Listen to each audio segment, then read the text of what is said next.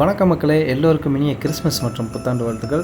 கிறிஸ்மஸ்னாலே plum cake இல்லாமல் ஒரு Christmas இல்லை. ஏன்னா அந்த சீசனுக்கு மட்டும்தான் அந்த ப்ளம் கேக் வந்து மோஸ்ட்லி அவைலபிளாக இருக்கும். ஸோ அப்படிப்பட்ட அந்த ப்ளம் கேக் வந்து நம்ம எப்படி செய்கிறதுன்னு தான் இந்த வீடியோவில் பார்க்க போகிறோம். ஸோ வீடியோ ஃபுல்லாக ஸ்கிப் பண்ணாமல் பாருங்கள். அந்த இன்க்ரீடியன்ட்ஸ் எல்லாமே கரெக்டாக ஃபாலோ பண்ணி செய்யுங்க. இந்த கிறிஸ்மஸை நீங்கள் ப்ளம் கேக்கோட சூப்பராக கொண்டாடுங்க. ஸோ ஓகே, வாங்க வீடியோ கொடுக்கலாம். பேர்ச்சம்பழம் 50 கிராம், பச்சை திராட்சை 50 கிராம், முந்திரி பருப்பு 50 gram, tutti frutti 50 gram, tutti frutti 50 gram, கருப்பு திராட்சை 30 கிராம், பாதாம் பருப்பு 50 கிராம், வால்நட்டு 30 கிராம். இந்த ட்ரை ஃப்ரூட்ஸ் நான் எடுத்துருக்கிறேன். ஸோ உங்களுக்கு வேறு எக்ஸ்ட்ரா ட்ரை ஃப்ரூட்ஸ் வேணும் அப்படின்னாலும் நீங்கள் அதை ஆட் பண்ணிக்கலாம். இப்போ வந்து இந்த மாதிரி ஒரு ஜார் எடுத்துக்கலாம். கண்ணாடி ஜாராக இருந்தால் இன்னும் பெட்ரு. அதில் நம்ம எல்லா ட்ரை ஃப்ரூட்ஸையும் ஃபஸ்ட்டு இந்த இதில் வந்து போட்டுடலாம்.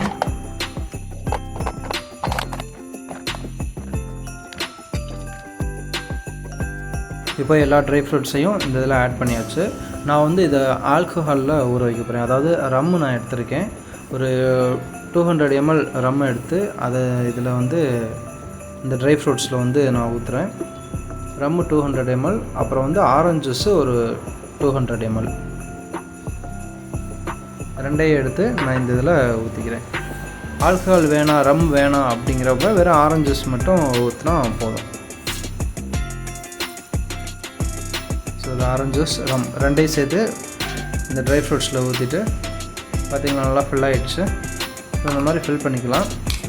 இதை வந்து ஒரு 1 month நீங்கள் ஊற வச்சாலும் நல்லது, இல்லைனா 1 week ஊற வச்சனாலும் ஊற வைக்கலாம். நான் வந்து ஒரு 2 days முன்னாடி தான் ஊற வைக்கிறேன்.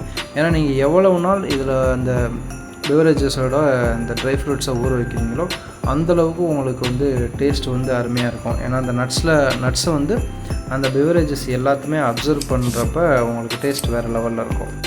இது வந்து கண்டிப்பாக ஒரு ஏர்டைட் கண்டெய்னராக தான் இருக்கணும். ஏன்னா காற்று போகிற மாதிரி இருந்துச்சுன்னா உள்ளே வந்து ஃபங்கஸ் வைக்க ஆரம்பிச்சிடும். அதனால் நல்லா டைட்டாக இருக்கிற மாதிரி மூடிக்கோங்க. மூடிட்டு நல்லா ஷேக் பண்ணிக்கோங்க. இந்த மாதிரி நல்லா எல்லா ட்ரை ஃப்ரூட்ஸ்லேயும் அந்த பெவரேஜஸ் வந்து நல்லா மிக்ஸ் ஆகணும். இது வந்து இப்போ ஒரு 1 week நீங்கள் ஊற வைக்கிறீங்க அப்படின்னா அட்லீஸ்ட் டெய்லி ஒன்ஸ் ஆகுது இதை வந்து எடுத்து நல்லா நம்ம மிக்ஸ் பண்ணணும். இப்போ இது நெக்ஸ்ட் டே நான் வந்து எடுத்திருக்கேன். பார்த்திங்கன்னா அந்த ட்ரை ஃப்ரூட்ஸ் வந்து அந்த பெவரேஜஸை ஓரளவுக்கு நல்லா அப்சர்வ் பண்ணியிருக்குது. ஸோ இதை வந்து இன்னும் ஒரு 2-3 days வச்சோம்னா இன்னும் நல்லா அப்சர்வ் பண்ணும். டேஸ்ட் நம்மளுக்கு வேறு லெவலில் இருக்கும். ஓகே, நெக்ஸ்ட்டு நம்ம வந்து கேரமல் சாஸ் எப்படி ரெடி பண்ணுறதுங்கிறத பார்க்கலாம். ஒரு பேனில் 100 கிராம் சுகர் எடுத்துக்கிறேன். தண்ணி வந்து எதுவும் ஆட் பண்ண வேணாம். அந்த ஹீட்லேயே வந்து அது வந்து நல்லா கரையணும். மீடியம் ஹீட்லேயே வைங்க, ரொம்ப ஹையாக வச்சிடாதீங்க, ரொம்ப கருகிடும். கொஞ்ச நேரம் பார்த்திங்கன்னா அப்படியே சுகர் வந்து மெல்ட் ஆகிறது தெரியுதுங்களா? ஸோ இந்த மாதிரி குலுக்கி விட்டுக்கிட்டே இருந்தீங்கன்னா ஸோ அது ஒரே இடத்துல இல்லாமல் பரவலாக வந்து நல்லா மெல்ட் ஆகும். பார்த்திங்கன்னா நல்லா மெல்ட் ஆக ஆரம்பிச்சிருச்சு.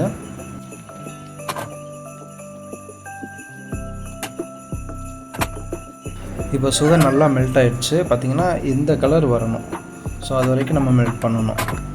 அடுத்து வந்து இந்த இதில் வந்து ஒரு 100 ml வந்து தண்ணியை ஆட் பண்ணுறோம். ஆட் பண்ணுறப்ப ரொம்ப கேர்ஃபுல்லாக இருந்தால் ரொம்ப பிடிக்கும்.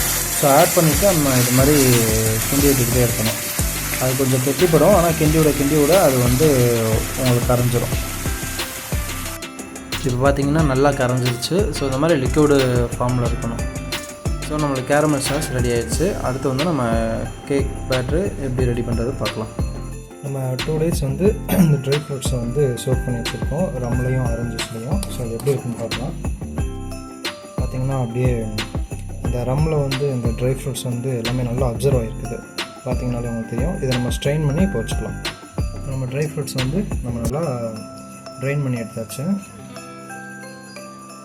இப்போ இன்னொரு பாத்திரம் எடுத்துக்கலாம். இந்த இதில் வந்து ட்ரைன் பண்ணி வச்சுருக்கிற அந்த ட்ரை ஃப்ரூட்ஸ் மிக்ஸை இதில் செட் பண்ணிக்கலாம்.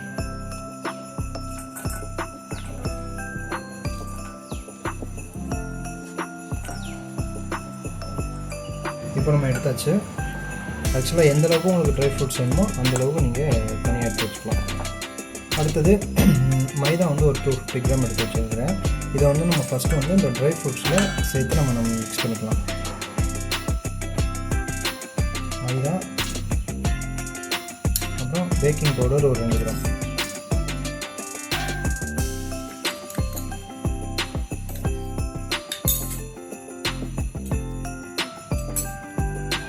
நம்ம ஏன் இப்போ வந்து மைதா வந்து ட்ரை ஃப்ரூட்ஸோடு மிக்ஸ் பண்ணுறோம் அப்படின்னு பார்த்தீங்கன்னா, கேக் நம்ம வந்து நல்லா மிக்ஸ் ஆகிறப்ப ட்ரை ஃப்ரூட்ஸ் வந்து அந்த கேக் டின்னில் வந்து அடியில் போய் தங்காது, ஈவனாக வந்து நம்மளுக்கு குக் ஆகும். ஸோ அதுக்காக தான் நம்ம ட்ரை ஃப்ரூட்ஸோட இந்த மைதாவை போட்டு நம்ம மிக்ஸ் பண்ணுறோம்.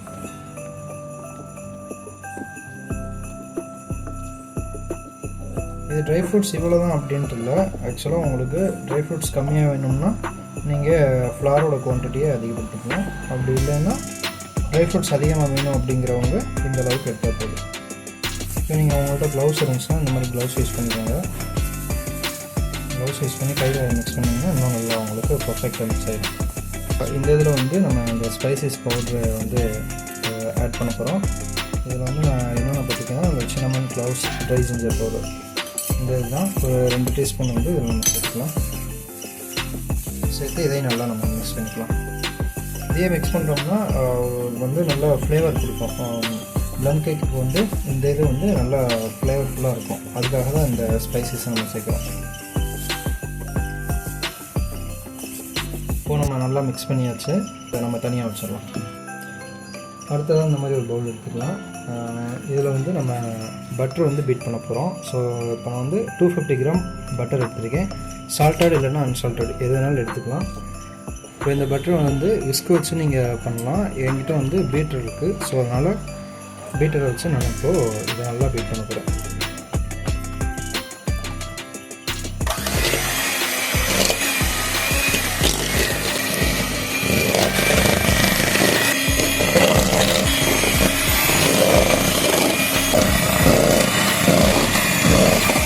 இப்போ பட்டர் வந்து நல்லா பீட் பண்ணி வச்சு நல்லா சாஃப்ட் ஆகிடுச்சு.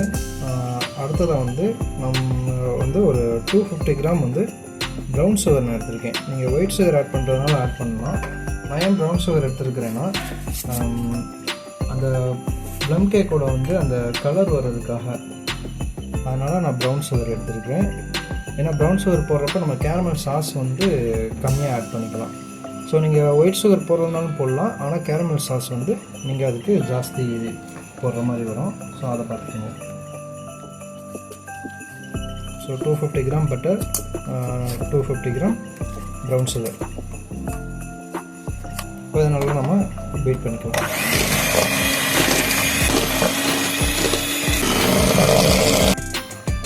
இப்போ நல்லா பீட் பண்ணியாச்சு. நல்லா க்ரீமியாக இருக்குது. அடுத்து வந்து நான் ஒரு 4 எக்கு எடுத்துருக்கேன். இதை வந்து நம்ம 1 by 1 இதோட சேர்த்து பீட் பண்ணணும்.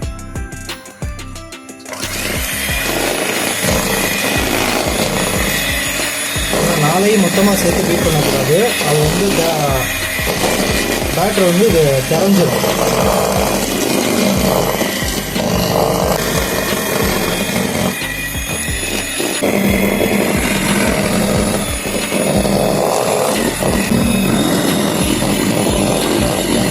இப்போ இது கூட வந்து நான் ஒரு 2 டீஸ்பூன் வந்து வெண்ணிலா எசன்ஸ் ஆட் பண்ணுறேன்.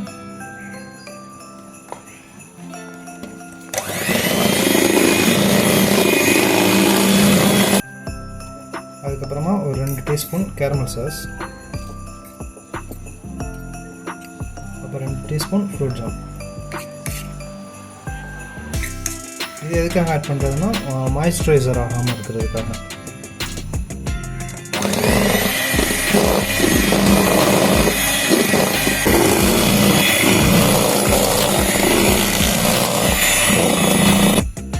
ஸோ இப்போ நல்லா மிக்ஸ் பண்ணியாச்சு. ஸோ நம்மளுக்கு இது ரெடி ஆகிடுச்சு. அடுத்து வந்து நம்ம ட்ரை ஃப்ரூட் மிக்ஸ் பண்ணி வச்சுருக்கோம்ல, அதை இதில் போட்டு நம்ம மிக்ஸ் பண்ணலாம். ஸோ ட்ரை ஃப்ரூட் மிக்ஸ் இருக்குது.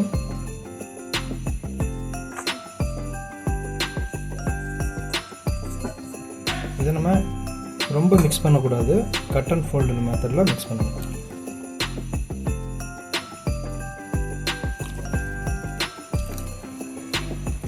ஓகே, நம்மளுக்கு வந்து கேக் பேட்டர் ரெடி ஆகிடுச்சு. அடுத்து வந்து நம்ம இதை வந்து நம்ம பேக்கிங் மோல்டில் வந்து செட் பண்ணி நம்ம பேக் பண்ணலாம். இப்போ நான் இந்த ரவுண்டு மோல்டு எடுத்திருக்கேன். ஸோ இதில் வந்து நம்ம ஆயில் ஊற்றி பட்டர் சீட் அதுக்கேற்ற மாதிரி இருக்குது. ஸோ அதை கட் பண்ணி வச்சுருக்கேன். அந்த இதை நம்ம வச்சு அதில் நம்ம கேக் பேட்டரை ஊற்றிடலாம். ஆயில் அப்ளை பண்ணிட்டேன். ஸோ இப்போ பட்டர் சீட்டை நம்ம இதில் ப்ளேஸ் பண்ணிடலாம். ஏன்னா அந்த மாதிரி பட்டர் ஷீட் ப்ளேஸ் பண்ணுறப்போ உங்களுக்கு டீமோல்டு பண்ணுறப்ப ஈஸியாக வந்துடும். அது அடியில் இது ஸ்டிக் ஆகுது, அதுக்காக தான் அந்த பட்டர் ஷீட் அப்ளை பண்ணுறது.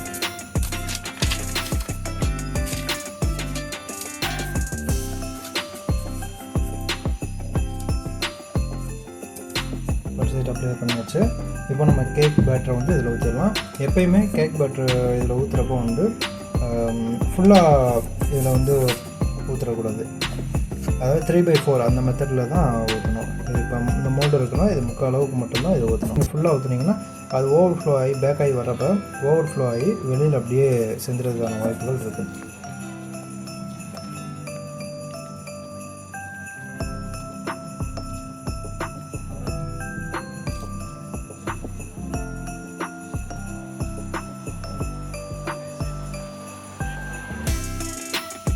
ப்ளம் கேக்கை பொறுத்த வரைக்கும் இது ரைஸ் ஆகி வராது. ஏன்னா மற்ற கேக்லாம் பார்த்திங்கன்னா நல்லா உப்பி ரைஸ் ஆகி வரும். இது வந்து அந்தளவுக்கு வந்து ரைஸ் ஆகாது.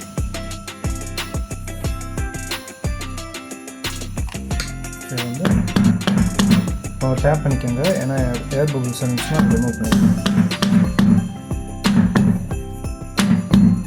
ஸோ இப்போ நம்மளுக்கு மோல்டில் ஊற்றி ரெடி ஆகிடுச்சு. இதில் வந்து நீங்கள் மேலே வந்து ட்ரை ஃப்ரூட்ஸ் ஏதாவது வச்சு கேஷ்யூ நட்ஸ் இந்த மாதிரி வச்சு நீங்கள் டெக்கர் பண்ணாலும் பண்ணலாம். நம்ம இப்போ அதெல்லாம் பண்ணல, ஏன்னா ஏற்கனவே ட்ரை ஃப்ரூட்ஸ் நிறையா போட்டுருக்கிறதுனால ஸோ அது நமக்கு தேவையில்லை. இப்போ இதை வந்து நம்ம அப்படியே எடுத்து ஓவன் வச்சிடலாம். இப்போ ஓவன் நம்மளுக்கு ரெடி ஆகிடுச்சு. ஓவன் வந்து எப்போயுமே வந்து பேக் பண்ணுறப்ப ப்ரீஹீட் பண்ணணும். ஒரு 180 டிகிரி செல்சியஸில் ஒரு 10 மினிட்ஸ் வந்து ப்ரீஹீட் பண்ணணும். ஸோ நான் ப்ரீஹீட் பண்ணி வச்சுருக்கிறேன். இந்த இதில் இப்போ நம்ம கேக் மோல்டை எடுத்து வச்சிடலாம்.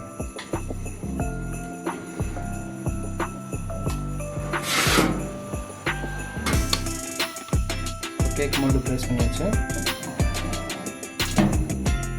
இது வந்து 180 டிகிரி செல்சியஸில் 30 மினிட்ஸ் வந்து நான் செட் பண்ணுறேன். கேக்கோட பேட்டரி எந்த அளவுக்கு இருக்கோ ஸோ அந்தளவு வந்து குக்கிங் டைம் வந்து நம்மளுக்கு டிஃபர் ஆகும். இப்போ நான் ஒரு 1/2 kg அந்த ரேஷியோவில் வச்சுருக்கிறதுனால 30 to 35 மினிட்ஸ் நம்மளுக்கு போதும். இதே நீங்கள் கொஞ்சம் 1 kg 2 kg அந்த மாதிரி நீங்கள் பண்ணுறீங்கன்னா ஸோ அதுக்கேற்ற மாதிரி நீங்கள் டைம் செட் பண்ணி வச்சுக்கோங்க. ஓகே, இப்போது 35 மினிட்ஸ் சொன்னால் ஒரு 40 மினிட்ஸ் ஆகிடுச்சு. இப்போ நம்ம ஓப்பன் பண்ணி பார்க்கலாம் எப்படி இருக்குன்ட்டு.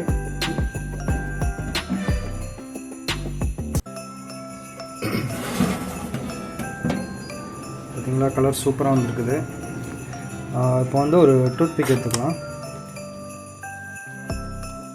நல்லா ஃபுல்லாக இன்சர்ட் பண்ணிவிட்டு எடுத்து பாருங்கள். ஸோ எந்த இதுவும் ஒட்டாமல் இருக்குதுன்னா ஸோ நல்லா பர்ஃபெக்டாக குக் ஆகிருக்குது. இதை நம்ம எடுத்து வெளில வச்சிடலாம். நல்லா கலர் சூப்பராக வந்துருக்கும். இதை வந்து நம்ம கொஞ்சம் நேரம் இது ஆறுற வரைக்கும் நம்ம அப்படியே வச்சுருக்கலாம். ஏன்னா சூட்டோடு நம்ம டிமோல்ட் பண்ண முடியாது. கொஞ்சம் ஆறுனதுக்கப்புறம் நம்ம டிமோல்ட் பண்ணலாம். ஓகே, இப்போ வந்து கேக் வந்து நல்லா ஆறிடுச்சு. கொஞ்சம் வார்மாக தான் இருக்குது. நம்ம இப்போ டிமோல்ட் பண்ணிடலாம். பார்த்திங்கன்னா இப்போது நல்லா ஸ்டிக் ஆகாமல் அப்படியே வந்துருச்சு. ஸோ இப்போ இருக்க பட்டர் பேப்பர் எல்லாத்தையுமே நம்ம பிரிச்சிடலாம்.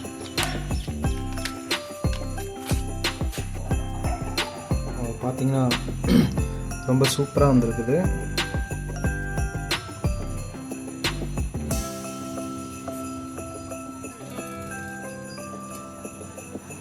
எவ்வளோ சாஃப்டாக இருக்குது பாருங்க, நல்லா சூப்பராக வந்துருக்குது. ஸோ எந்த வித டேமேஜும் இல்லாமல் நல்லா அழகாக வந்துருக்குது.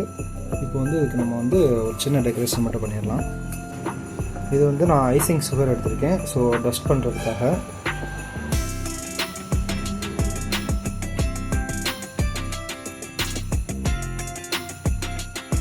ஏன்னா இது கிறிஸ்மஸ் வந்து இந்த வின்டர் டைம் பண்ணுறதுனால ஸோ அந்த பனி இருக்கும் பார்த்தீங்களா, ஸோ அந்த இதுக்காக இந்த மாதிரி ஐசிங் சுகராக நம்ம டஸ்ட் பண்ணுறோம்.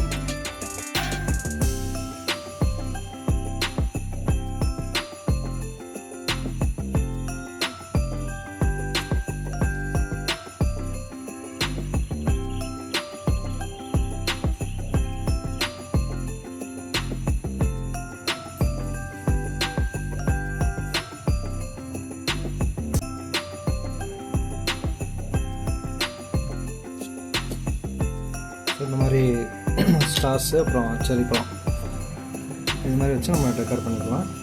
அண்டு மேலே கொஞ்சம் ஐசிங் டாப் பண்ணிக்கலாம்.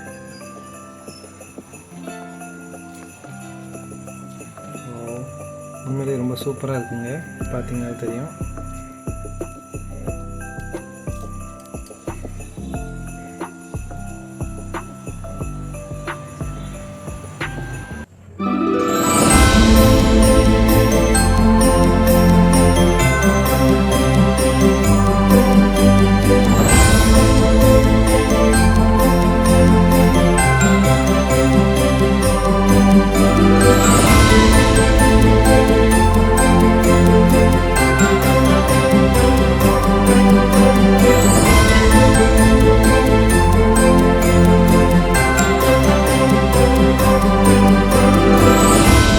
ஸோ இந்த கிறிஸ்மஸ்க்கு நீங்களும் உங்கள் வீட்டில் இந்த கிறிஸ்மஸ் ப்ளம் கேக்கை செஞ்சு பாருங்கள். எப்படி இருக்குன்னு மறக்காமல் நம்ம கமெண்ட் பாக்ஸில் கமெண்ட் பண்ணுங்கள்.